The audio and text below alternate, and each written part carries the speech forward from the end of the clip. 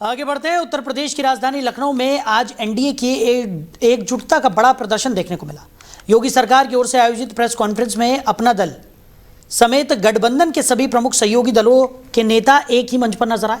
लोक भवन सभागार में आयोजित इस कार्यक्रम का मुख्य उद्देश्य प्रधानमंत्री नरेंद्र मोदी के नेतृत्व वाली सरकार के 12 वर्षों की उपलब्धियों और जन कल्याणकारी योजनाओं को जनता के सामने रखना था। इस दौरान एनडीए नेताओं ने केंद्र और राज्य सरकार की विभिन्न योजनाओं, विकास कार्यों और गरीब कल्याण से जुड़े कार्यक्रमों को सरकार की बड़ी उपलब्धि बताया। मंच पर सहयोगी दलों की मौजूदगी को राजनीतिक तौर पर भी अहम माना जा रहा है।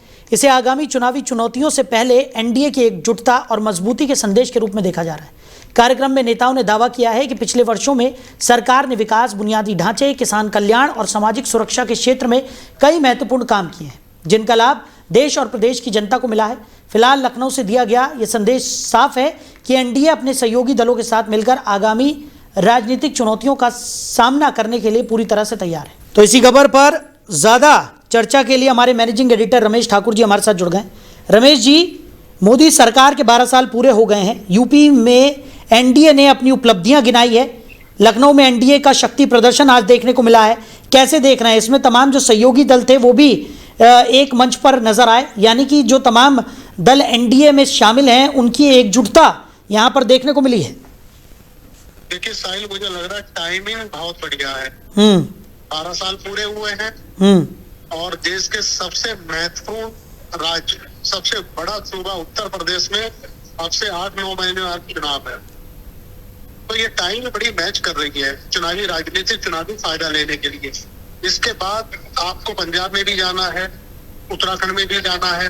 तो ऐसे महत्वपूर्ण राज्यों के वक्त जब आपके 12 साल पूरे होते हैं और उसमें ये भी कहा जा रहा है जो आंकड़े के तौर पे कि मोदी जी का जो कार्यकाल है वो नेहरू जी के कार्यकाल से ऊपर चला गया है, दिनों के हिसाब से ऊपर चला गया है। इस उपलब्धि को लेके मुझे लगता है जन जन तक भाजपा जाएगी और बताने की कोशिश करेगी। अब जिस तरीके से कल हमने नीति आयोग की मीटिंग दिल्ली में होते हुए देखे, सारे मुख्यमंत्री आए और मुख्यमंत्रियों से अलग अलग जो अपोजिशन पार्टी के हैं उनसे प्रधानमंत्री ने मुलाकात की है। तो इससे मायने आप लगा सकते हो कि प्रधानमंत्री की जो काम करने की क्षमता है और जो एक असर, जो गुड वाइब्स जो छोड़ते हैं सामने वाले पे, तो उसका राजनीतिक फायदा आने वाले समय में हमको दिखाई देगा। अब मेन बात आ जाती है उत्तर प्रदेश की।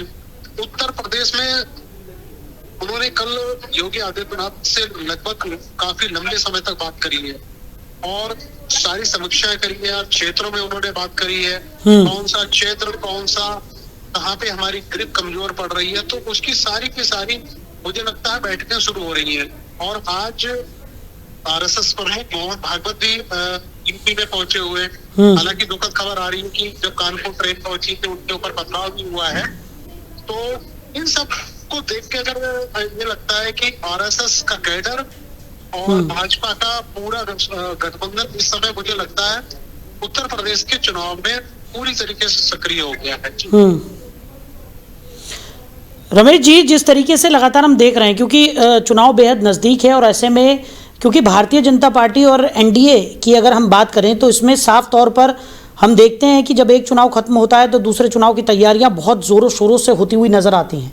उत्तर प्रदेश वैसे भी बहुत महत्वपूर्ण माना जाता है और ऐसे में क्योंकि विपक्षी दलों की जो तैयारियां हैं वो भी इस बार तेज़ी के साथ आगे बढ़ती हुई नज़र आ रही हैं। ऐसे में भारतीय जनता पार्टी के सामने कितनी बड़ी चुनौती इस बार 2027 के विधानसभा चुनाव रहने वाले हैं, क्योंकि तैयारियां तो अभी से ही देखने को मिल रही हैं। तमाम घटक दल जो हैं वो भी अपनी एकजुटता का संदेश यहां पर देते हुए नजर आ रहे हैं। देखिए 2017 का अगर मुकाबला अगर आप 2022 के विधानसभा से करो तो आपको लगेगा कि वोट प्रतिशत भी भाजपा का घटा है, सीटें भी घटी है। फिर बात आ जाती है 2024 का लोकसभा चुनाव, जिसमें 80 सीटें हैं। कहते हैं दिल्ली का रास्ता लखनऊ से होके निकलता है। उस रास्ते में रोड़े, कंकड़, कांटे भी इनको दिखाई दिए।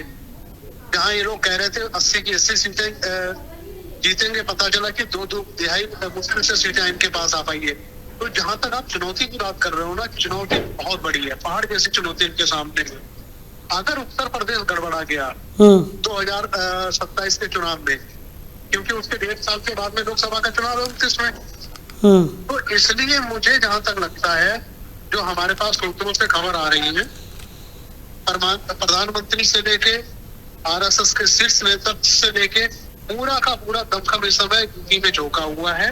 यूपी को किसी तरीके से साधना है और यही वजह है, आपने देखा हो भारत मंडपम में छोटे छोटे दलों को बुलाया गया है जो भारतीय जनता पार्टी से जुड़े हुए हैं। उपेंद्र कुशवाहा हो चाहे और हम के चाहे जितेंद्र मांझी जी हो, जीतमराज मांझी जी हो, संजय निषाद जी हो, ओपी राजभर हो, सबको अलग अलग उनको बात करके दालमूढ़ी भी हमको खिलाया गया है। तो इससे आप अनुमान लगा सकते हो ग्राउंड पे उतर के प्रधानमंत्री जब छोटे छोटे दलों को तवज्जो दे रहे हैं, मनोहार कर रहे हैं, तो चुनौती तो है सामने। चलिए रमेश जी, हमारे साथ जुड़ने के लिए, इस तमाम चर्चा के लिए आपका बहुत शुक्रिया। तो मोदी सरकार के 12 साल पूरे हो गए हैं। यूपी में एनडीए ने अपनी उपलब्धियां इसके बाद गिनाई है। तो लखनऊ में एनडीए का शक्ति प्रदर्शन भी देखने को मिला है, जहां तमाम एनडीए के घटक दल एक मंच पर नजर आए और सहयोगी दलों की एकजुटता भी यहां पर दिखाई दी।